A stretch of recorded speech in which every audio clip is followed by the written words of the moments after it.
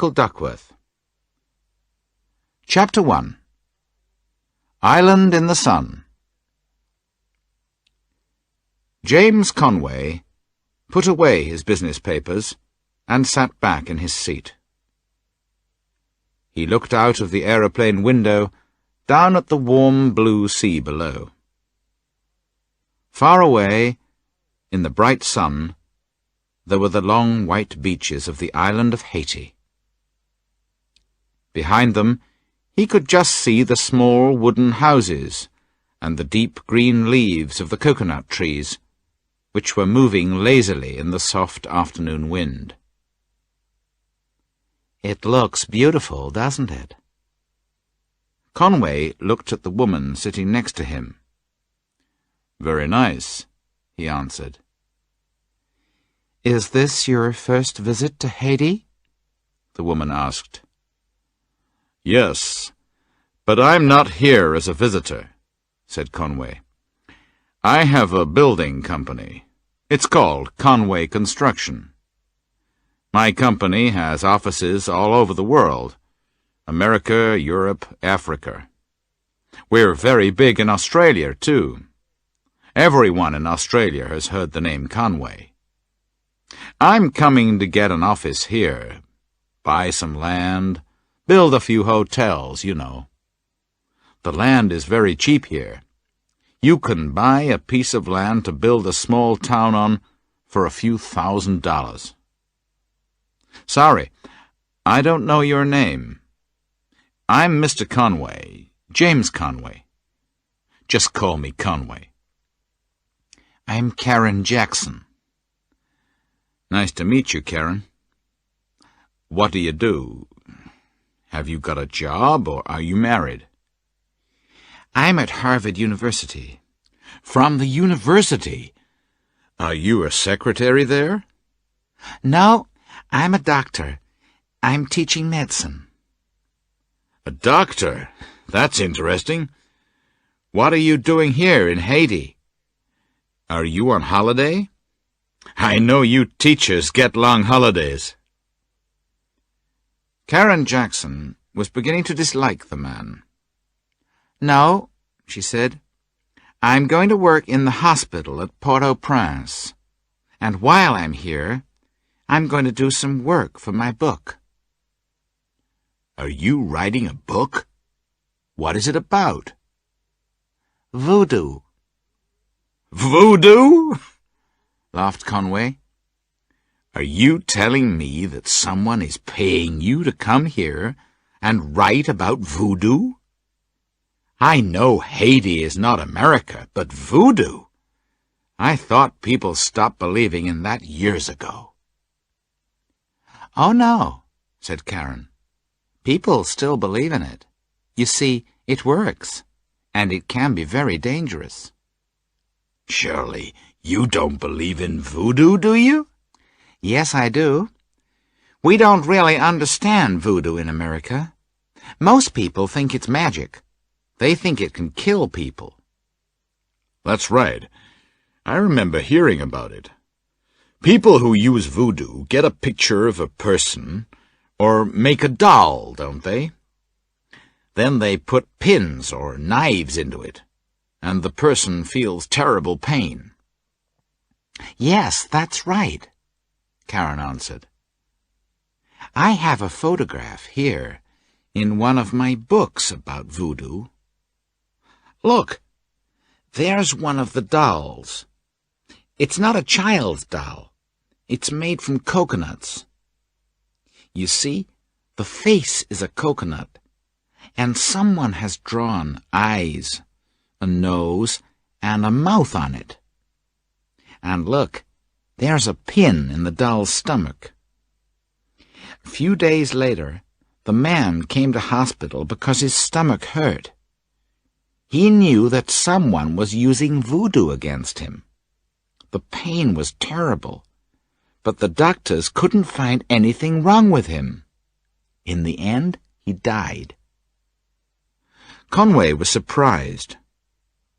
"So you think that was magic because there was no reason for it?" he said. "But you're a doctor, aren't you? You don't believe in magic, do you? Voodoo is more than magic. I don't believe in magic, but I know that voodoo can be very dangerous. I want to understand how it works. Here in Haiti, there are still a few people who know how to use voodoo. They are called Houngans.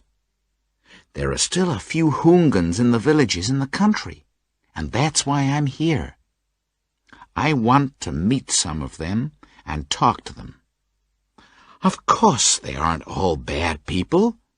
They can use voodoo to help people, like doctors. But they can use it to hurt people, too. But we're living in the modern world.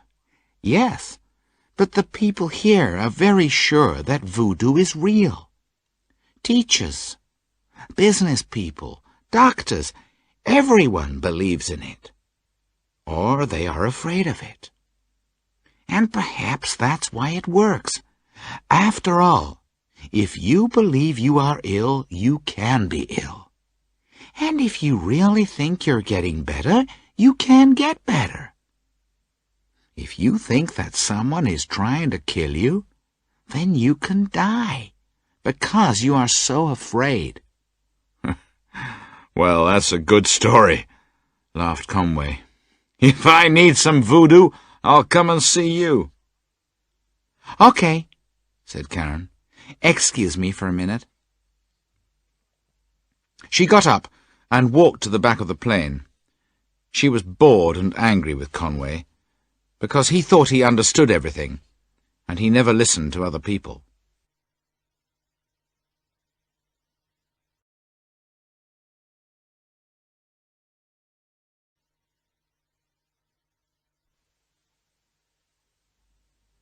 Chapter 2. The Book of Baron Samedi. While she was away, Conway looked at the open book on her seat. There was a picture on the page which showed a black man with open eyes and bright white teeth. He was laughing, but he looked frightening and dangerous. Conway read the words below the picture. Baron Samedi, the strongest and most dangerous of all the voodoo Houngans. No one knows who Baron Samedi is, but they believe he is both dead and alive. He lives in 2 different worlds. Many people are so frightened of him that they are afraid to say his name. Conway looked at the picture. Baron Samedi, he laughed. How can these people be so stupid? Still, it will be easy to make money if they think like children. A few minutes later, Karen came back. She picked up the book and put it in her bag. As she was sitting down, the lights in the aeroplane came on. We are going to arrive at Port-au-Prince Airport in a few minutes. Please stay in your seats and put out your cigarettes. The time in Haiti is 3:15. It is a warm day, and it is 30 degrees centigrade. We hope you have enjoyed flying with Air Haiti, and we hope that you will fly with us again. Thank you. Down below them, in the village of Bussy, not far from Port-au-Prince, Key was in his small wooden house among the trees. Outside, a few brown chickens were trying to find something to eat in the garden. There was not much rain in the summer, and the ground was dry and dusty.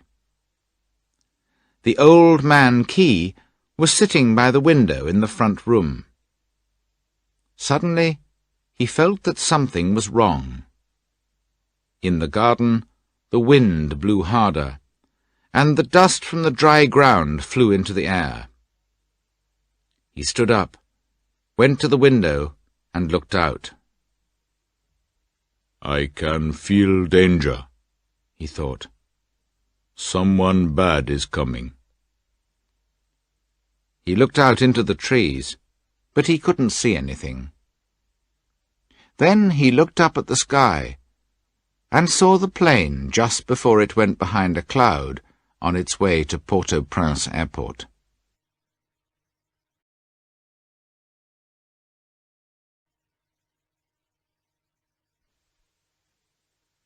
Chapter 3. The Building Business. After 9 months in Haiti, Conway was a happy man. His business was going well, and he was making a lot of money.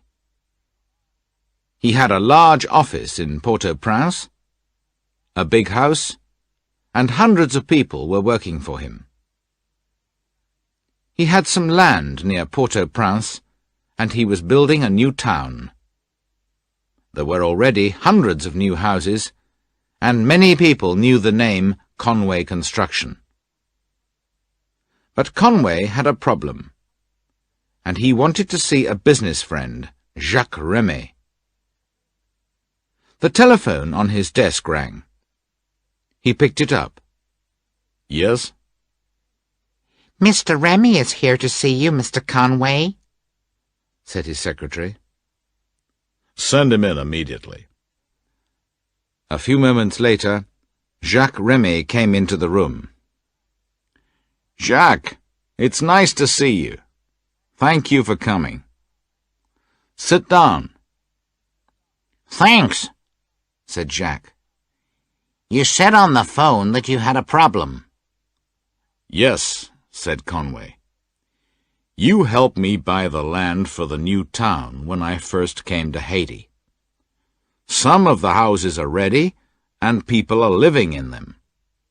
But now I need more land. You can buy land anywhere, said Jacques.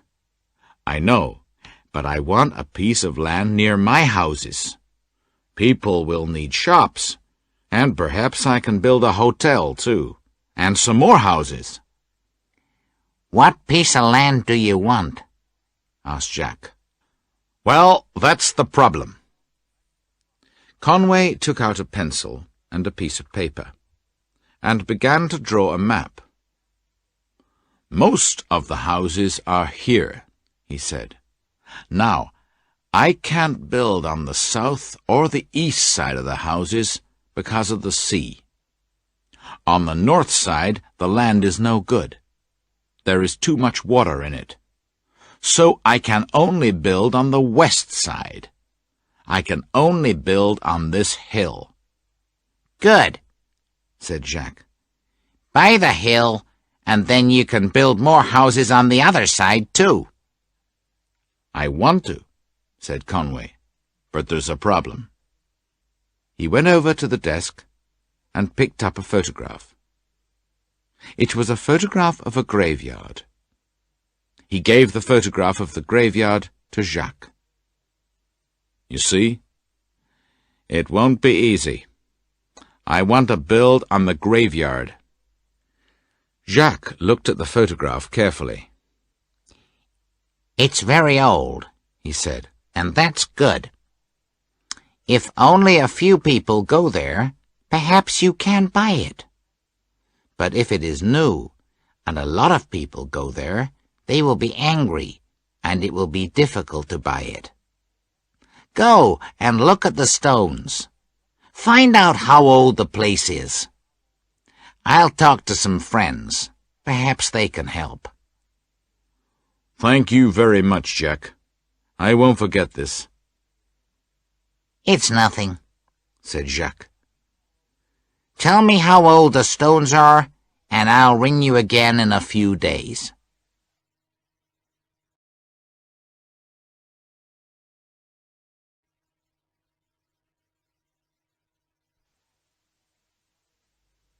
Chapter 4. The Voodoo Man. A big lorry drove past Key's house. It was going very fast, and it made a lot of noise. Before Conway built the new town, Key's village was a quiet place. there were only a few small cars. Now big lorries went past every 5 minutes, carrying things for the new buildings. Key was a very unhappy old man. He was sitting in his small house, looking out into the garden. Another big lorry went past the window.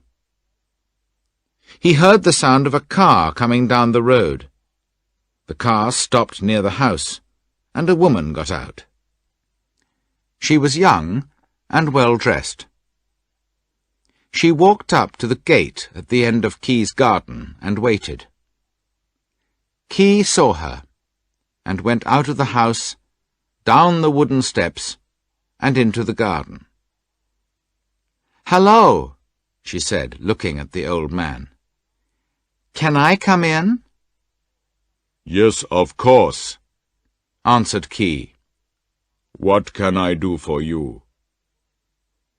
The woman opened the gate and came up to Key. "My name is Karen Jackson," she said. "Dr. Jackson. I'm an American. I'm working at the big hospital in Port-au-Prince, and I'm doing some work for my book." "I see," said Key. "But why do you want to talk to me?"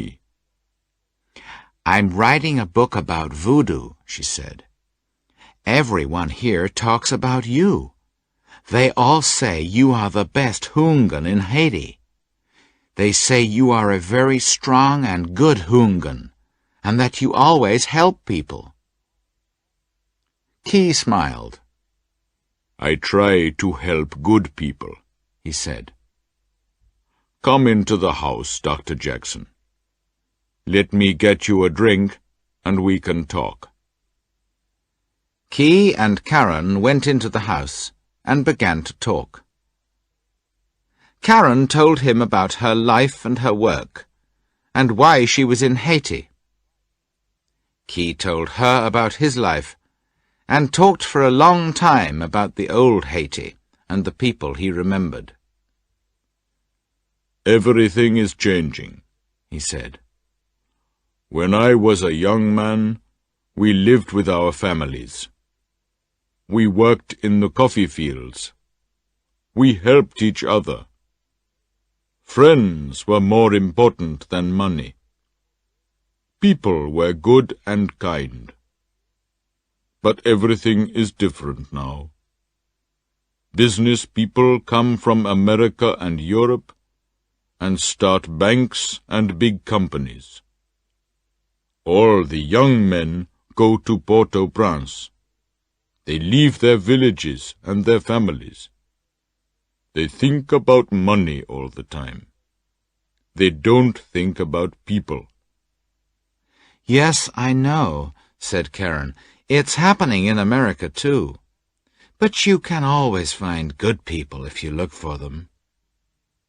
"I know," said Key, smiling. "You don't have to go back yet, do you?" "No, not yet. Why?" "There's something that I want to show you. It's a hill outside the village. I often go there when I'm unhappy, or when I want to think. It's a graveyard, but it's very beautiful there, when the warm wind blows the leaves of the coconut trees."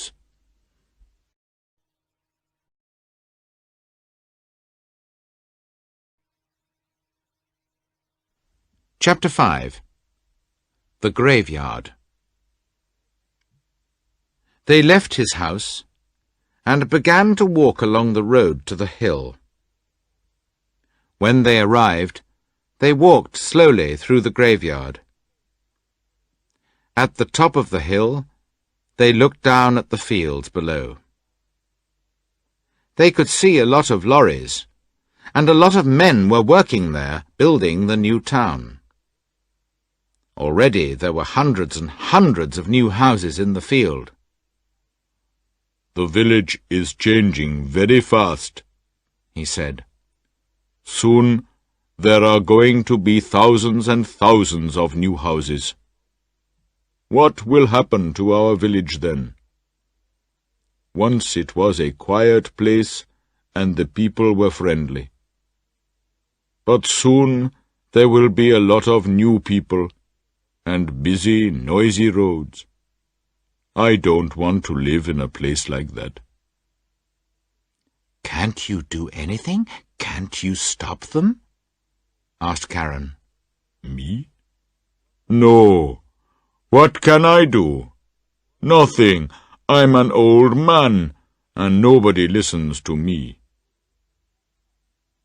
They walked on through the graveyard, and Key said, My grandfather is here in this graveyard. He was my mother's father. I remember the day when he died. I cried for a long time when I saw that big dark hole in the ground, and we put his body in the grave. It was raining. I was 12 years old. My mother and father were with me, and they were crying too. I'm sorry, said Karen. Oh, it was a long time ago, said Key. But my grandfather's grave was the last on this hill. After he died, they made a new graveyard on the other side of the village.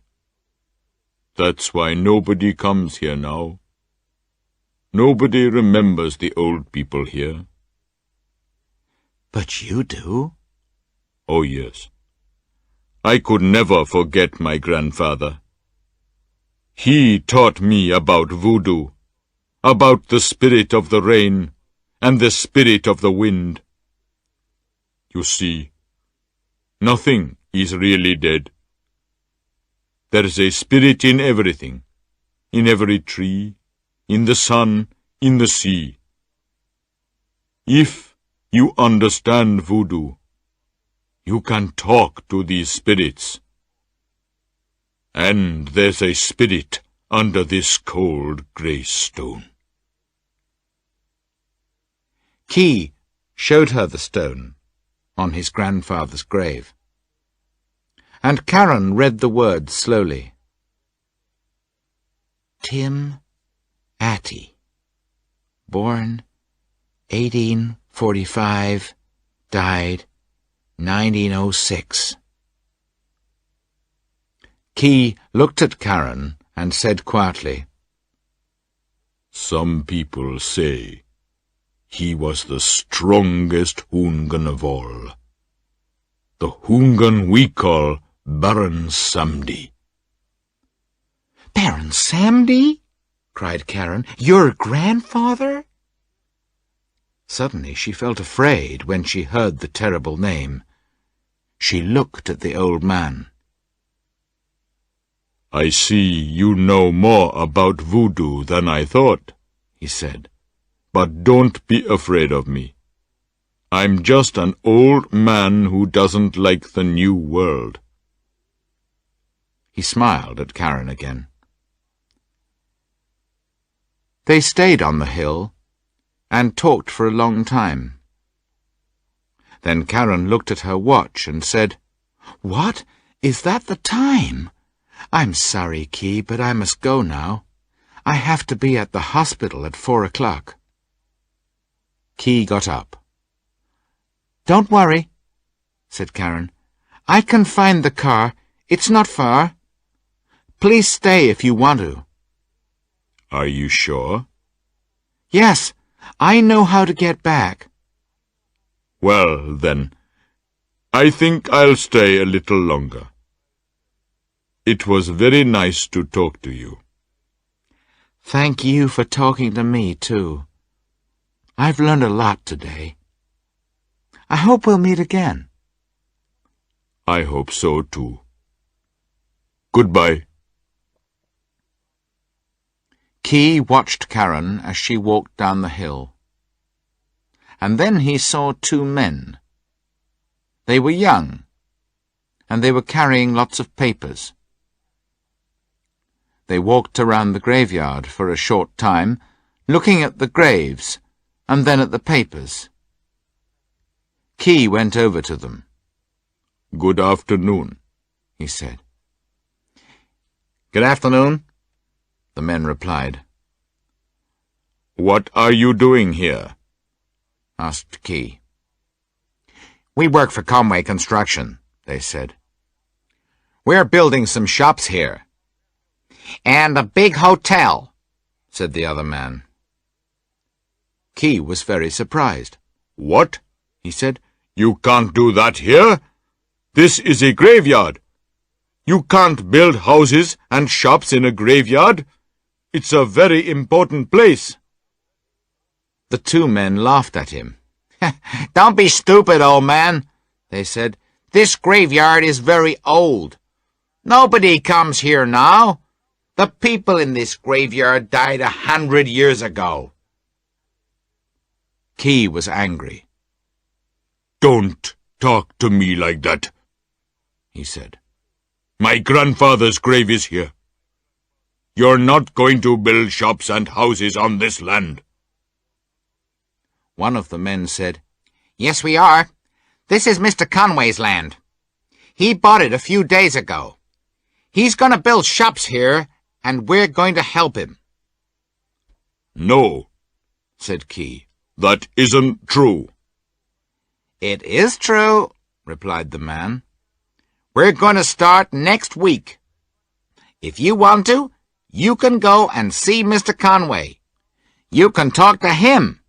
He'll tell you it's true." "Where does he live?" asked Key. The men gave him a small piece of paper. He looked at it. The paper said, "Conway Construction, 16 Rue de la République, Port-au-Prince." Key said, "Don't begin any work here. I want to see Conway first. I'll tell him that he can't build shops here." The two men laughed and said, "Okay, old man. We'll wait for you."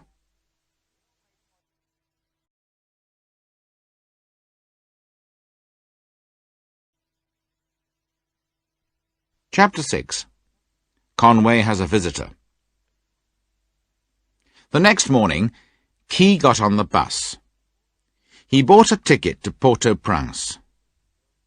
During the journey, he looked out of the window.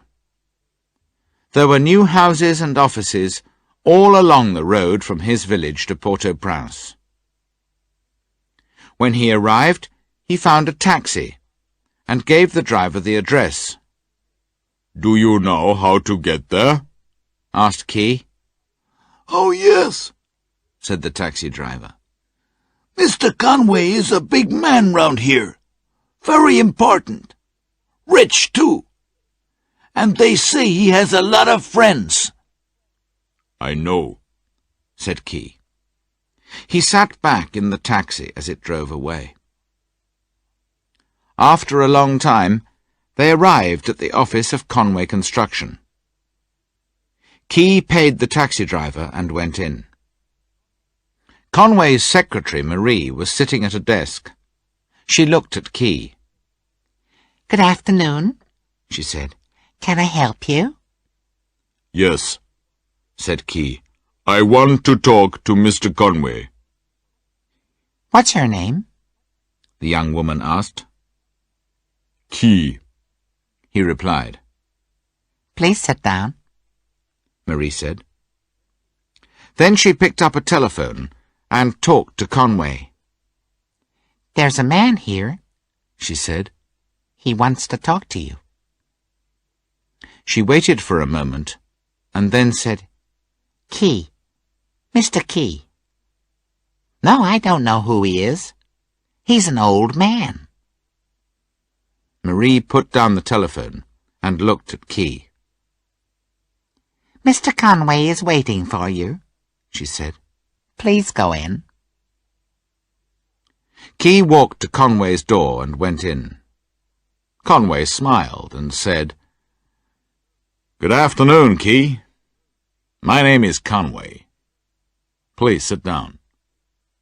Can I help you?" Key was surprised. Then he said, "Yes, Mr. Conway. My name is Key. I live in the village of Bussy." "Do you?" said Conway. "I know the village of Bussy well. It's very nice. We're building a new town there." "Yes, I know," said Key. "You're building some shops and a hotel there too. But you must not build them on the graveyard. It is a very important place."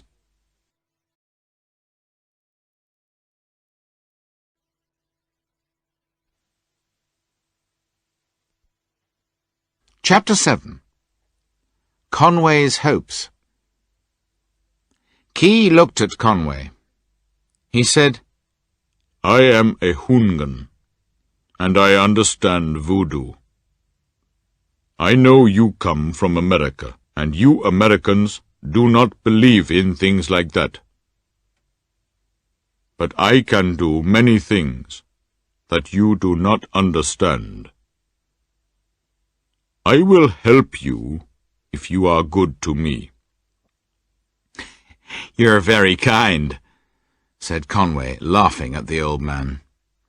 "But I really don't think your voodoo can give me all the things I want in life." "What do you want?" "I want a lot of things," said Conway. "Tell me." "I want to live in a big house with lots of rooms." "That will not be difficult," said the old man. "Oh, but I want more than that. I hate housework. I want lots of people to clean the rooms and bring me food. I want to have a lot of money in the bank. Oh, and I don't want to work.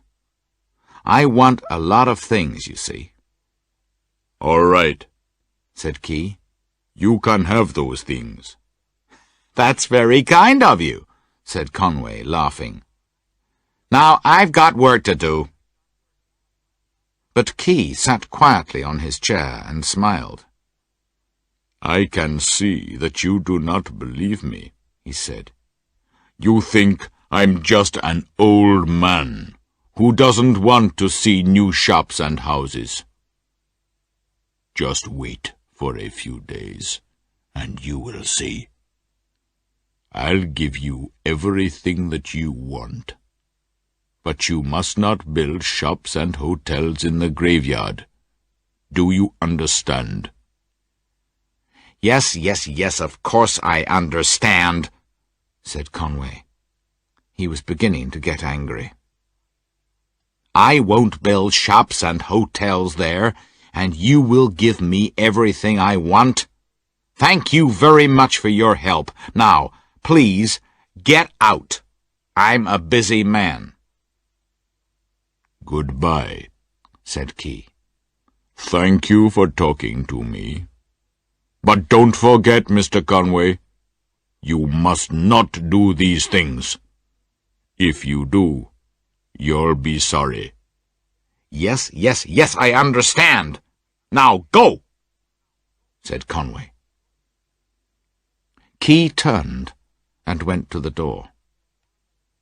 For a moment, as the old man was walking out of the door, Conway remembered the face in the book on the plain. Suddenly, he felt cold and afraid. When Key left the room, Conway picked up the telephone. He talked to Marie. He was very, very angry.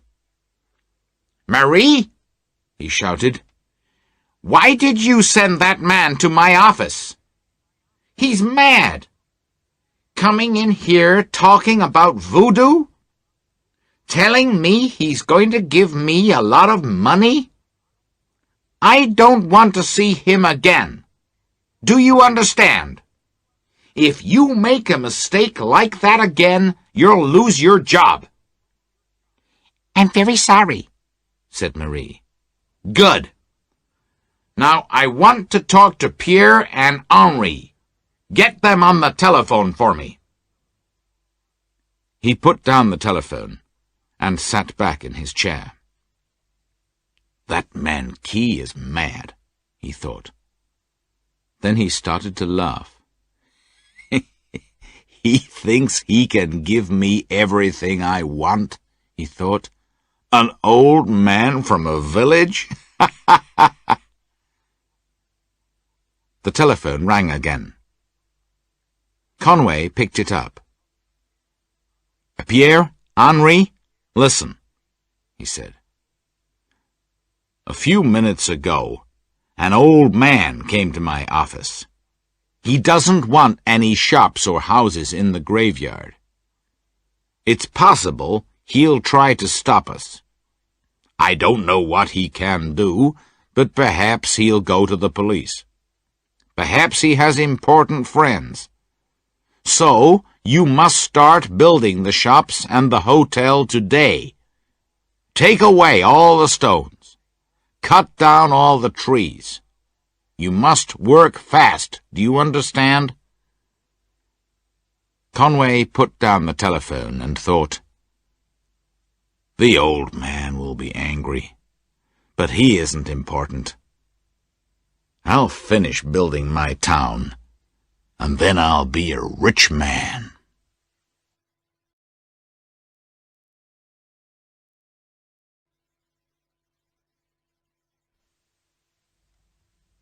Chapter 8.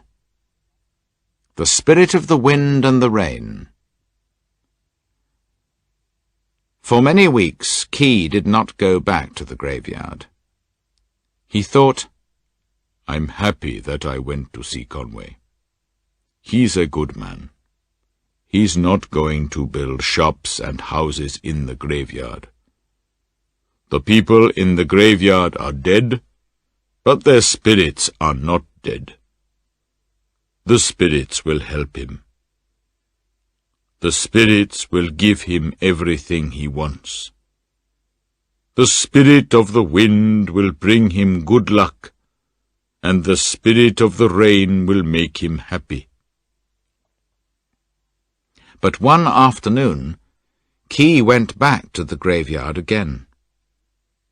There were no trees. There were no stones. There were no graves. But there were a lot of men in the graveyard. They were from Conway Construction, and they were building the shops and the hotel. When Key saw what was happening, he became terribly angry. His face went white, and his hands began to shake. Key ran up to the men and said, "What's happening? Why are you building here in the graveyard?" The men laughed at him and said, "Go away, old man. This isn't a graveyard anymore. We're building shops for the new town. Go back to your village and be quiet." Night came, and the village was very quiet. Key was alone outside his house. In the garden there was a small fire, and the yellow and orange flames danced in the dark, throwing strange black shapes across the ground. Key took a stick and drew a circle in the ground. He walked round and round the circle, singing a strange song. A long way away, he could hear the sound of some dogs howling at the night sky. Key began to talk very quietly. He said, "Spirit of the wind, spirit of the rain, listen to me and help. His name is Conway. I saw him a few weeks ago. He said some things to me, but they were not true. Conway is building the shops and hotels in the graveyard. When I saw him, I said, I will give you everything you want. Now, I need your help, because the things I say are always true. I do not want to give him everything he wants, but I must. That is the law of the Hungan. But something bad must happen to him too. Spirit of the wind, Spirit of the rain, help me, help me. When Ki finished, a cold wind began to blow. It blew through the village, and then the trees began to move in the wind. There were clouds in the sky, and it began to rain. Soon the wind and the rain came to Port-au-Prince. Conway was getting ready to go to bed. Then the wind began to blow, and he began to feel cold and afraid. He looked out of the window. It was very dark, and there were a lot of clouds in the sky. He picked up his clock and put it by his bed because he had to wake up at 7 o'clock. Then he turned off the light. Just before he went to sleep, he could hear the wind and the rain in the garden, and he thought for a moment that he could see the face of an old man at the window.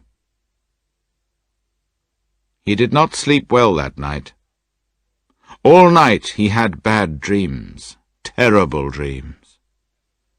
In his dreams he saw Ki's grandfather and all the other spirits from the graveyard. He was very frightened of the spirits, and they ran after him in his dreams. He saw their white faces and felt their cold hands.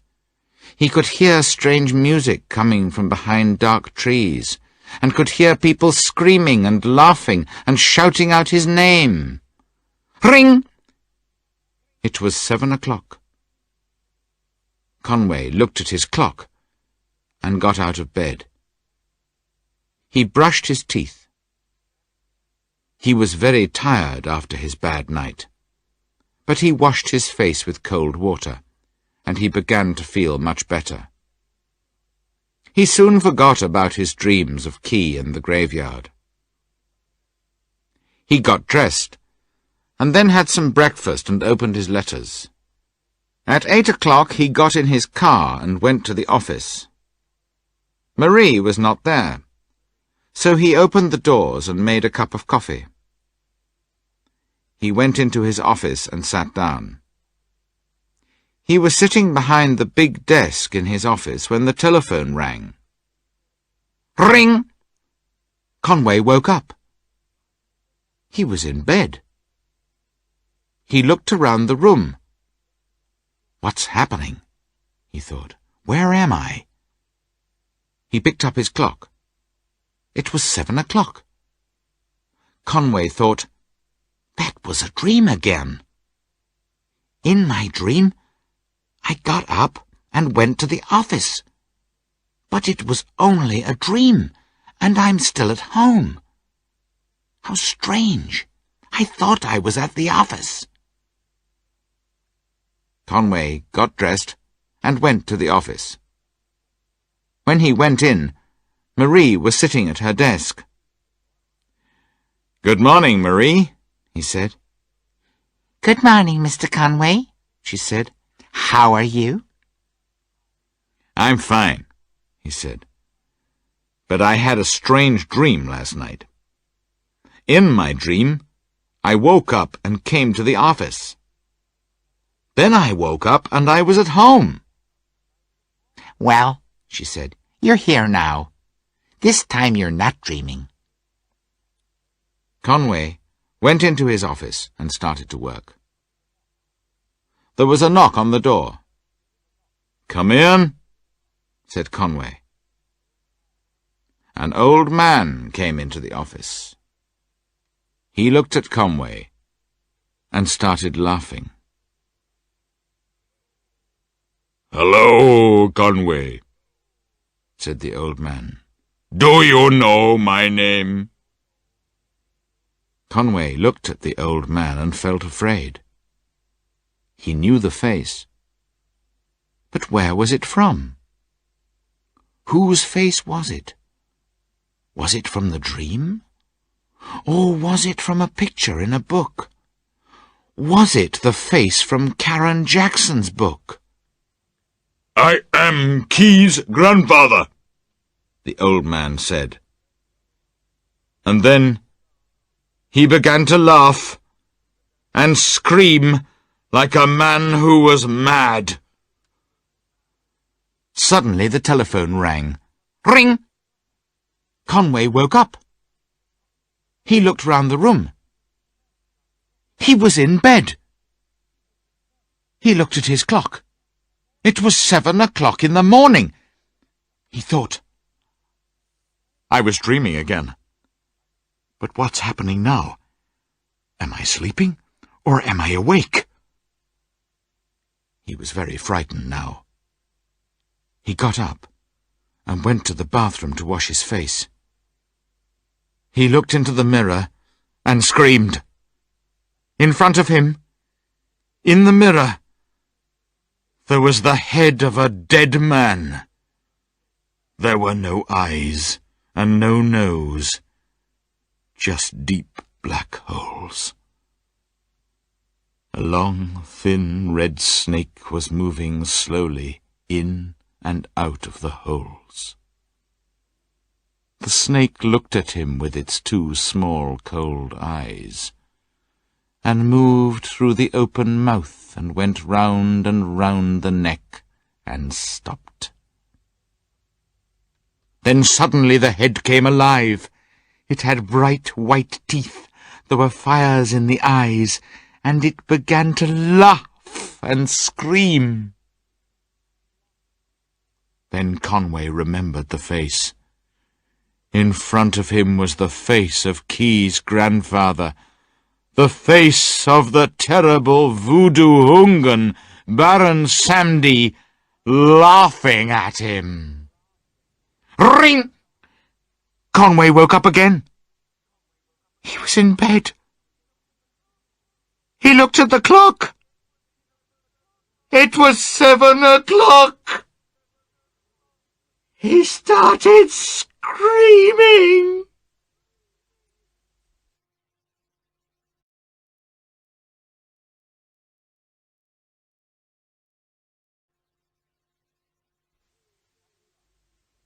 Chapter 9. Voodoo Law. A few weeks later, Key was in the garden outside his house. The village was quiet, and there were no lorries or cars.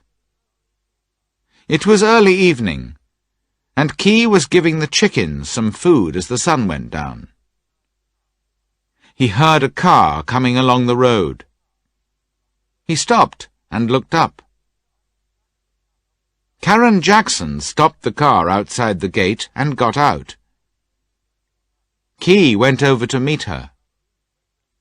"Karen," he said, "come in. It's very nice to see you again." "Thank you," she said. They went into the house, and Key gave her a drink. They sat down and talked for a short time. "Is something wrong?" asked Key. "You look worried, unhappy." Yes, I am," said Karen. "That's why I'm here. I want to ask you something." "Yes? What is it?" Well, there's someone in the hospital who is very sick. We don't know what to do. Can you come to the hospital and help us?" Key laughed. "American doctors don't usually ask old men for help." Karen said, "I know, but you're not an ordinary old man. You're different." All right. I'll come, but I don't know if I can help. "You're very kind. When can you come?" asked Karen. Now, if you want. I'm not doing anything important. "Thank you," said Karen. "You're very kind. I've got a car. I can take you there." Karen and Key drove out of the small village, down the road, and soon came to the houses of the new town. They passed the hill, but she did not turn to look at the graveyard. There were a lot of lorries at the side of the road. Karen looked at the names on the side of the lorries. Conway Construction. "They're building a lot more houses here too, aren't they?" said Karen. They were, said Key. They did not talk any more on the way to the hospital. When they arrived, Karen drove into the doctor's car park and stopped the car. She got out and came round to open Key's door. Then they walked up to the front door of the large hospital. The glass doors opened and they went in. As they walked through the hospital, Key noticed the strange smell, the clean white walls, and the big glass doors. When they came to the desk, the nurse said "Hello" to Karen. She went round the desk to look in a book. "Room 473, she said, looking at Key. "It's this way." They walked to the lift and went up to the 4th floor. The doors opened, and Karen took Key to the room. There was a small window in the door of the room. Karen stopped. "Look," she said. Key looked through the small window into the room. There were no tables or chairs in the room, and there were no other windows. Next to the wall there was a bed. Key looked at the man in the bed. It was Conway. He was wearing a big white coat, and he was screaming. While Key was looking at the man, Karen explained. "His name is Conway. James Conway. It's strange. When I came to Haiti, we were on the same plane. He sat next to me. He wanted to start a business and make money. I didn't like him very much, I can tell you, but he wasn't mad. Look at him now. He's mad, and we don't know why. He doesn't talk to anyone, and he starts screaming when he hears a telephone or a bell ringing. He's afraid of sleeping, too, and we can't do anything for him. Some of the nurses are saying he's like that because of voodoo." Perhaps the nurses are right, said Key. Then he thought for a moment and began to smile. "Can you help him?" asked Karen. I'm sorry, said Key. I'm not a doctor. But perhaps he's happy here. He has a big place to live in, with lots of rooms. People come and clean the rooms and bring him food. He doesn't have to work, and he's got a lot of money in the bank. Perhaps he has everything he wants.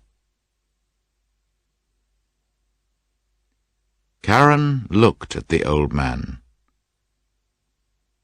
and for a moment she saw something cold and frightening in his smiling eyes.